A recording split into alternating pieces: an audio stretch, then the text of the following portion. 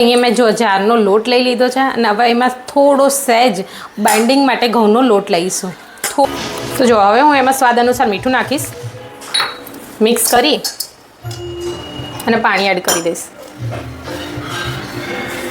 વધારે પાણી નથી નાખવાનું, કારણ કે જો વધારે પાણી પડશે તો એકદમ ઢીલો થશે અને વણવો મુશ્કેલ પડશે, કારણ કે હું આ રોટલી કે રોટલો જે બને એને વણીને કરવાનો છે.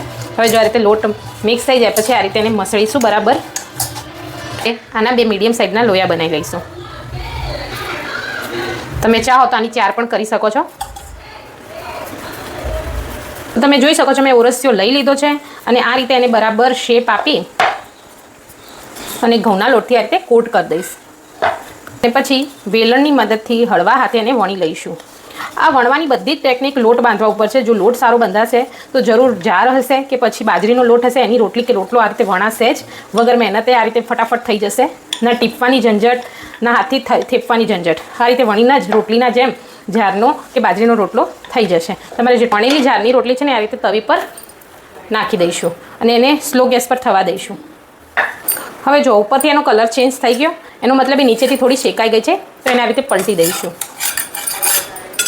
અને હવે ગેસની ફ્લેમ ફૂલ કરી દઈશું. નીચેથી ફટાફટ શેકાવા દઈશું.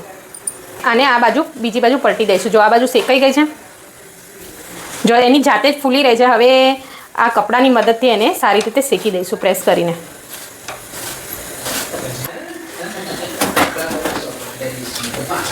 ગરમા ગરમ જારની રોટલી મેં ડીશમાં લઈ લીધી છે ને એના ઉપર ગરમ ગરમ ઘી લગાવી દઈશું, જેથી ખાવા માટે એકદમ ટેસ્ટી લાગશે. તમે જોઈ શકો છો ગરમા ગરમ જારની રોટલી અને શાક કારેલાનું ખાવા માટે રેડી છે.